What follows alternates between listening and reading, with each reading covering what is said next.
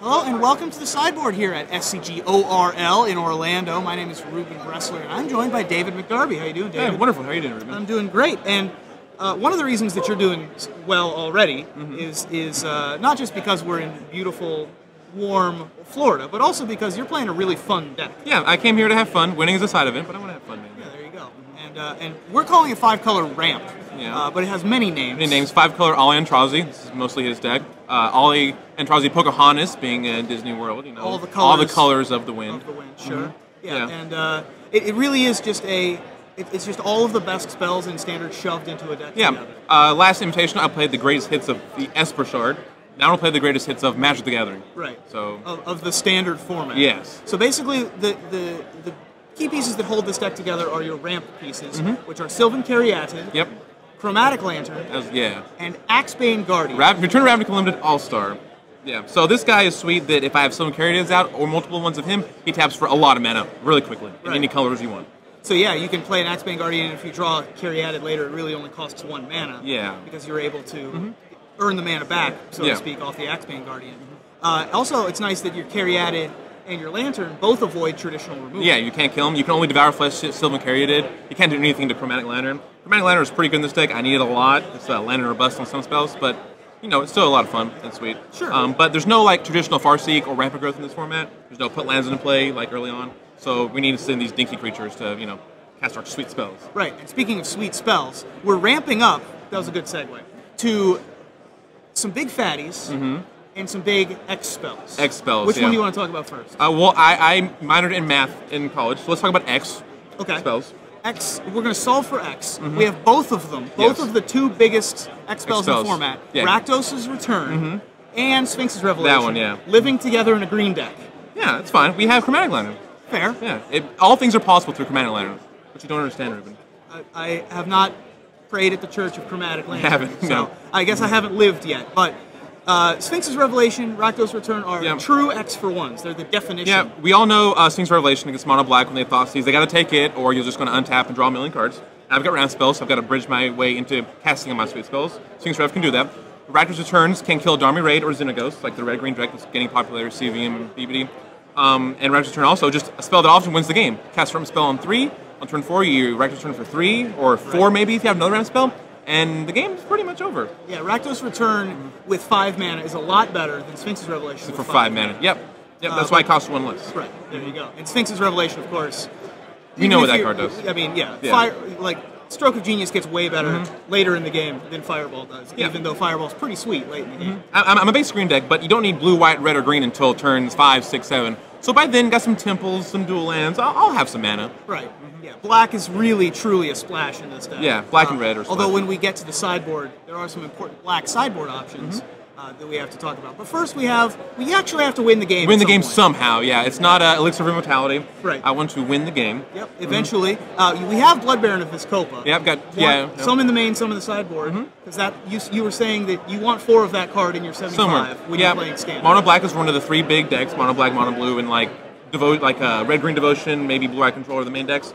And Blood Baron is lights out for Mono Black. Devour Flesh is a real bad against him because they've got all these mana dorks. They've got Devour Flesh anyway. So Blood Baron survives a lot more in this deck. And if someone's playing the Soldier of the Pantheon decks or whatever, Blood Baron is also some way to just play it. You got Brave the Elements. Hope you don't. Usually they do though, so I always die. But he's there for. But even against Mono Blue, their only outs are really Cyclonic Rift to fog it for a turn or to rapidly hybridize it. And if they're doing that, then they're not doing it to one of your 7 drops. My 7 drops. And your 7 drops in this deck are Sylvan Primordial. And Angel of Serenity. Yeah, Angel of Serenity. People forgot about that guy. Used to be the Scourge of Standard, linking angels together, bringing back your Thrag, Tusk, and all that stuff. Well, she's back.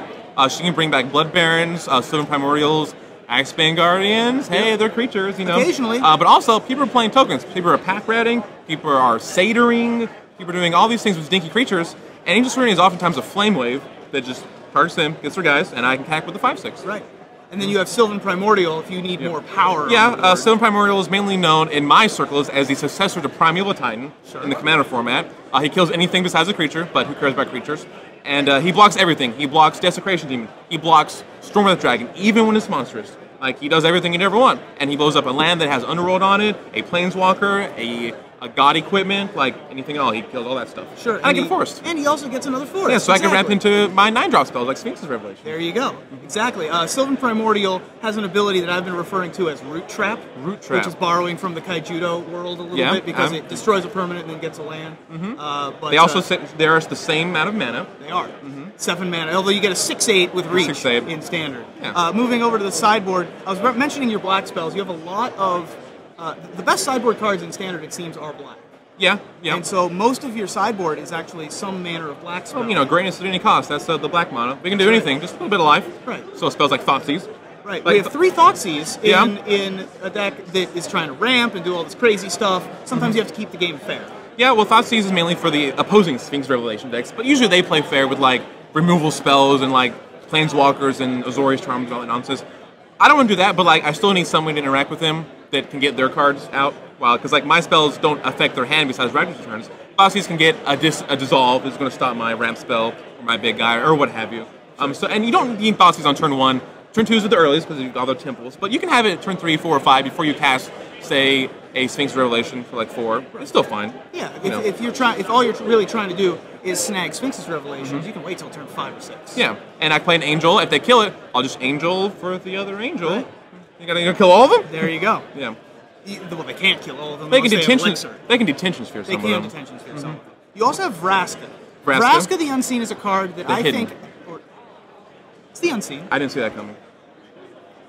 Moving on. Vraska the Unseen is a card that I consider very much like Frost Titan, in that it's the... Frost Titan was considered the worst of the Titans, but the best against opposing Titans. He was a Titan killer. Yeah. Vraska is a Planeswalker killer. Yep. Also Detention Sphere or Underworld Connections killer. Absolutely. Yeah. She kills anything except for lands. And then they have to kill her. But she's a good catch-all. Like, I don't need a lot of cheap removal stuff because I've got ramp. So the 5-drop is a sweet spot for this deck. Yes. So Vraska is a good catch-all to doing anything you ever want. Awesome. Yeah, we'll see if I can kill people with Assassins, but it might be difficult. Yeah, it'll be a little bit difficult in this deck, but maybe you can clear a bunch of blockers out of the way. Angel and Trinity. Or Mizium Mortars, which we also Mizium Mortars. I have Mizium Mortars, and I think 6 lands that make red. No, 5 lands that make red. But Chromatic all things Lantern. are possible. You can learn. Church of Chromatic Lantern. Yes. See, I'm learning. I'm being converted. Yeah, thank you. That was my whole goal here, was to convert you, Ruben. Excellent. Well, if you win the Standard Open, you thinking about going to Disney World? Well, I'm going to Disney World anyway. That's why I'm here. Fair. This is a side event. But main event is Disney World? Main event is Disney World, followed by Hogwarts. I do plan on getting points for the Players' Championship, because that's a big deal. Absolutely. Last year you were in the top 5. Yeah, I was doing pretty well before I started working all the events and started winning and not playing fun, silly decks. Sure. You know, and I did well. Never won a trophy, though. Well, if you can have fun and win a trophy, and then go to Disney World. That's like peanut butter, like a great weekend. Chocolate, and $1 million. There you go. Yeah. Well, David McDarby, thank you for joining me in the sideboard. Thank you, Ruben. And good luck today. Thank you. We'll be back with coverage here from Orlando all weekend long, so stay tuned on SCG Live.